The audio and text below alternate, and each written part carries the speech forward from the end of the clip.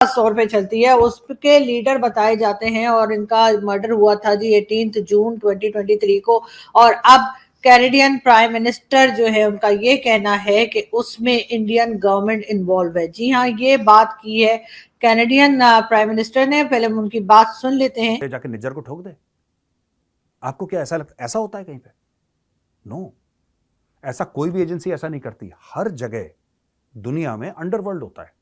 हर जगह दुनिया में ऐसे लोग होते हैं जो कि माफिया वाले होते हैं, जिनका काम ही यही है, जो पैसा लेके ठोकते हैं। कभी किसी बिल्डर को मार दिया, बिल्डर ने पैसा नहीं दिया, या किसी और बिल्डर को मार, ये सब जैसे दाऊद इब्राहिम काम करता था। लेकिन ममालिक के जो ताल्लुकात होते हैं ये ऊपर होते हैं, ये नीचे बहुत कुछ ऑपरेट हो रहा होता है, जिसको जारी बात है बहुत सारे लोग शायद नहीं भी समझ रहे होते। सो आप ताल्लुकात को किसी एक लेंस से नहीं देख रहे होते, ठीक है।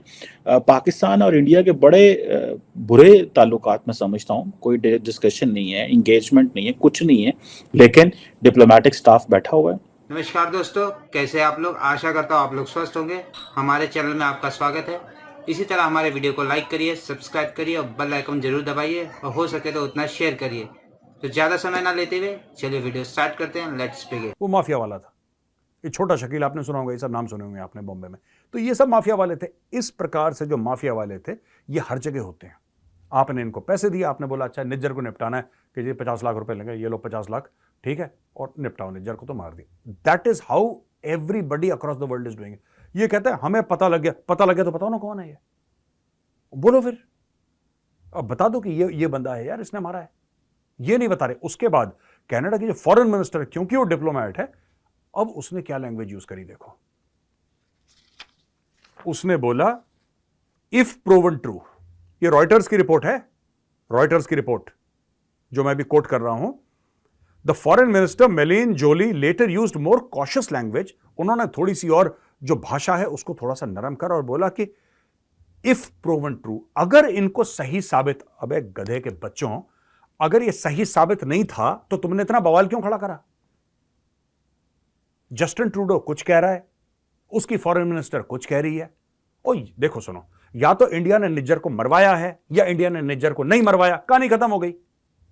इसमें कोई डिबेट लग रहा है आपको क्या कि नहीं शायद इंडिया ने निज्जर, ओ यार, या तो मरवाया नहीं मरवाया। अगर आपके पास प्रूफ है तो आप प्रूफ सामने रखो, आप प्रूफ सामने रखो दुनिया के सामने। इंडिया को मत दिखाओ proof, we are not interested. आप दुनिया भर के सामने करो, वेबसाइट में डालो प्रूफ कि ये प्रूफ है कि जी इंडिया ने मरवा दिया निज्जर को।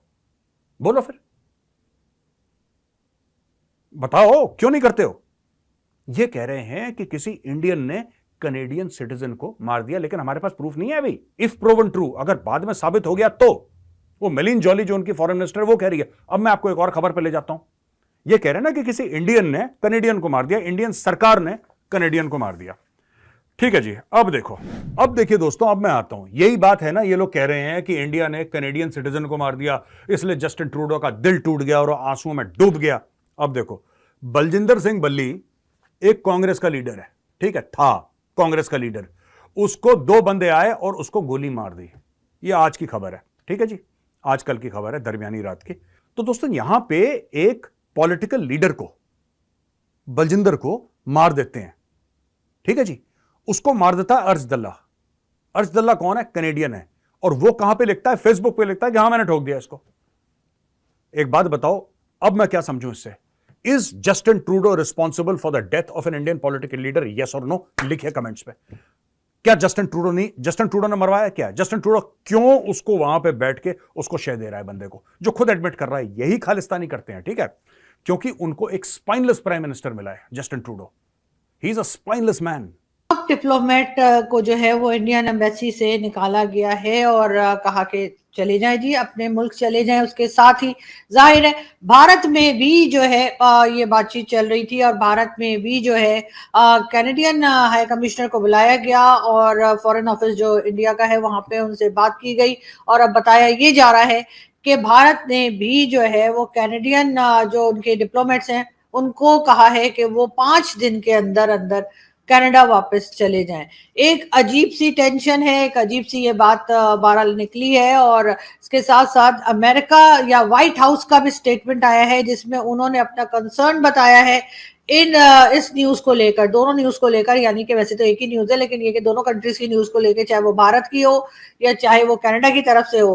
अब देखते हैं जी आगे किस तरह से बात बढ़ती है और किस तरह से जो है इस चीज को लेकर दोनों कंट्रीज आगे चलती हैं। मगर ये जरूर है कि कैनेडियन प्राइम मिनिस्टर ने ये भी कहा है कि जब वो G20 समिट में गए थे उस वक्त भी उन्होंने ये बात इंडियन प्राइम मिनिस्टर या भारतीय प्राइम मिनिस्टर नरेंद्र मोदी जी से की थी। और उसके बाद उन्होंने ये नहीं बताया बहरहाल के मोदी जी ने क्या उनको रिप्लाई किया, लेकिन बहरहाल कनाडा एक बहुत बड़ी कंट्री है और अगर वहां के प्राइम मिनिस्टर इस तरह से बात कर रहे हैं, वहां पे इस तरह से एक्शन लिया जा रहा है, तो यकीनन भारत की तरफ से भी कोई ना कोई जवाब दिया जाएगा। और हम यही उम्मीद करते हैं कि दोनों कंट्रीज की टेंशन जो है वो कम हो और मजीद ना बढ़े।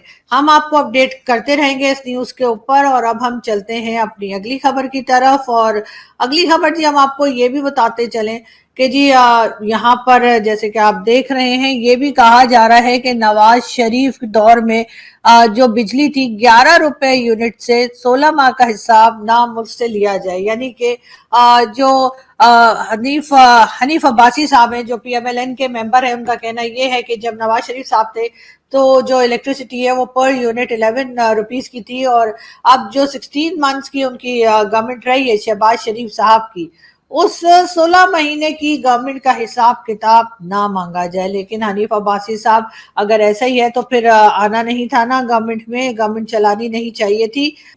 इंडियन हाई कमीशन भी इस्लामाबाद में है, पाकिस्तानी हाई कमीशन भी दिल्ली में है, एक इंगेजमेंट है, उनको बुलाया जाता है फंक्शंस पे।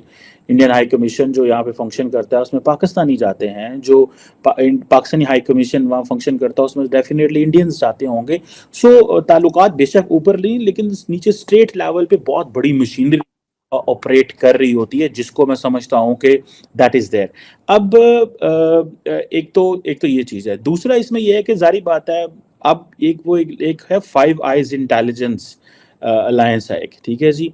बेसिकली ये एक कहा जाता है ये एक कोऑपरेटिव इंटेलिजेंस नेटवर्क है, जो कि बेसिकली इलेक्ट्रॉनिक कम्युनिकेशन जो है वो बाकी ममालिक की देखता है, और ये US, UK, कनाडा, ऑस्ट्रेलिया और न्यूजीलैंड के बीच में है। ये सारे वही एक वो एंग्लो सेक्सन मॉडल जो है, ये सारे गोरे जो ममालिक हैं 5, ये एक दूसरे के साथ जो है इनका बड़ा एक सिक्योरिटी का, आप देखें अमेरिका कनाडा 2 बड़े मुल्क हैं, उसके बाद बरतानिया इंपॉर्टेंट मुल्क है, ऑस्ट्रेलिया है, न्यूजीलैंड फिर आपस में, तो ये बहुत सारी इंफॉर्मेशन शेयर करते हैं। तो जब ऑस्ट्रेलियन प्राइम मिनिस्टर को पूछा गया कि इस हवाले से आप क्या कहेंगे, तो ही वॉज साइलेंट।